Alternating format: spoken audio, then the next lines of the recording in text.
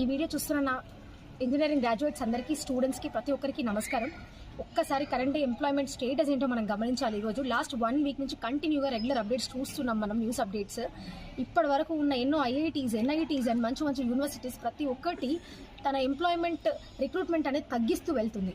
ఇప్పటికీ unemployment ratio అనేది చాలా హైగా ఉన్న మన స్టేట్లో ఇంకా ఇలాంటి రిక్రూట్మెంట్స్ తగ్గుతున్నాయనే న్యూస్ వింటూ ఉంటే అప్కమింగ్ 5 years ఆర్ 10 years మన లైఫ్, మన ఎంప్లాయ్మెంట్ స్టేటస్, మన జాబ్ స్టేటస్ ఏంటి అనేది క్వశ్చన్ మార్క్గా మిగిలిపోతుంది. ఒక్కసారి మన కండిషన్ ఏంటో అనేది ఆలోచిస్తేనే చాలా మందికి, గ్రాడ్యుయేట్స్కి అసలు భయం పట్టుకుంటుంది.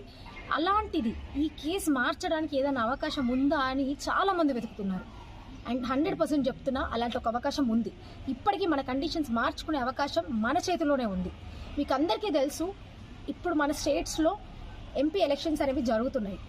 ఇప్పటి వరకు మనం అదే 3 పార్టీల జెండాలు పట్టుకొని అదే నాయకుల్ని మనం ప్రతిసారి అవకాశం